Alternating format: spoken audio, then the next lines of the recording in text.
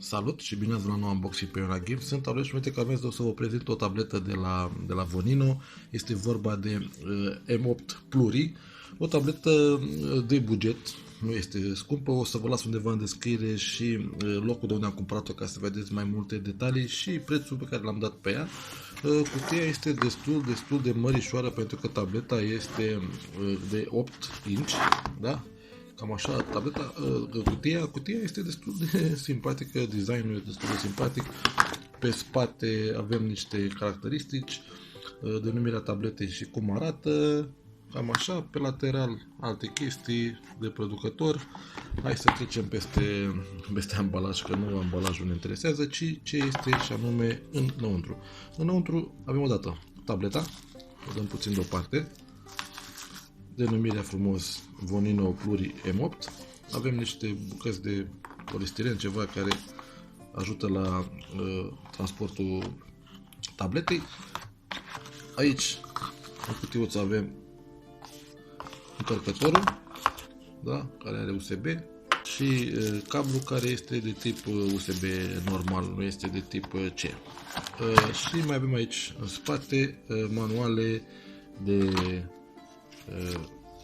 utilizare, da? De ghid rapid și certificate de garanție. Bun, hai să ne întoarcem la tabletă, să ne uităm puțin cu ce este ea. Este o tabletă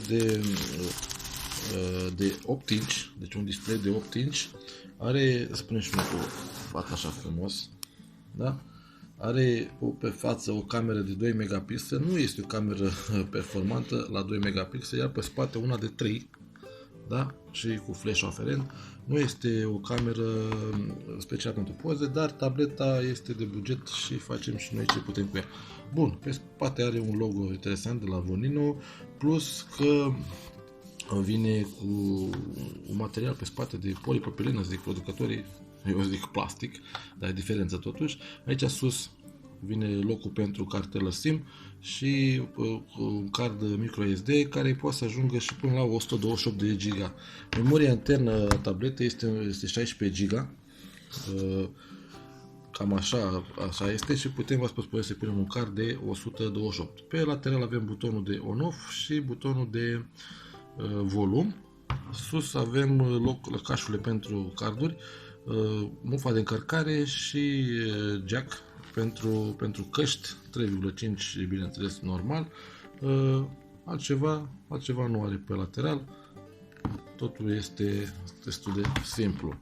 Bun, ce mai putem spune despre tabletă este că vine cu, aici este un plus pentru mine și pentru asta am ales-o, pentru că la banii ăștia vine cu un RAM de 2 GB, ceea ce e bine. Procesorul este quad-core, nu este cine știe ce puternic, iar ia să dăm puțin la ea, să vedem cam ce poate să facă ea.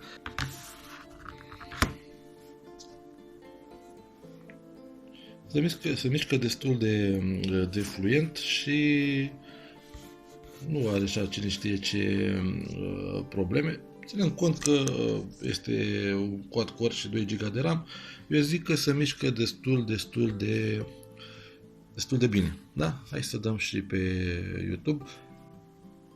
Diagonala tabletei este de 8 inch cu o rezoluție de 1280 pe 800. Eu zic că pentru ce îmi trebuie mie să mișcă destul de bine, nu trebuie mie pare multă performanță, nu trebuie jocuri performante pe ea, pentru că pentru jocuri performante și astea am calculator. Bun, cam atât pentru astăzi. Sper că v-a plăcut acest mic unboxing despre tableta pe care am cumpărat-o de la Vonino M8 Pluri. Până data viitoare, vă zice salut și vă invit să apăsați butonul de like și de subscribe. O zi bună tuturor!